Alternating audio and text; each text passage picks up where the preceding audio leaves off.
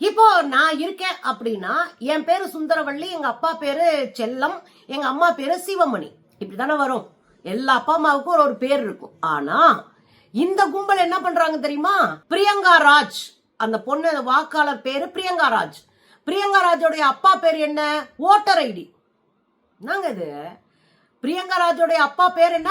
Voter ID. Kumari Chilti, Kumari சில்டின்னு பேர் ஒருத்தருக்கு. அந்த அம்மாவோட ஹஸ்பண்ட் பேர் என்ன அப்படின்னா ஹஸ்பண்ட். ஹஸ்பண்ட் பேரு ஹஸ்பண்ட். என்னங்க இம்புட்டூனாவது நியாயம் வேணாமா? ஹஸ்பண்ட் பேரே ஹஸ்பண்டா. ஒய்ஃப் நேம் என்னடா அப்படின்னு கேட்டா ஹஸ்பண்ட் ஹஸ்பண்ட். ஹஸ்பண்ட் பேர் கேட்டா ஹஸ்பண்ட் ஒரு ஹஸ்பண்ட். ஒய்ஃப் நேம் கேட்டா ஹஸ்பண்ட் ஹஸ்பண்ட். இவ்வளவுங்க ஏங்க. இது பார்க்கும்போது கோவம் வரலையாங்க நமக்கு?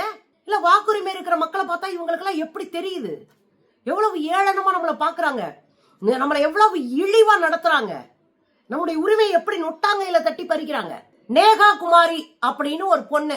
அந்த பொண்ணுடைய அம்மா பேரு மதர் நேம் என்ன அப்படின்னா எலெக்ஷன் கமிஷன் ஆஃப் இந்தியா. இது என்னங்க?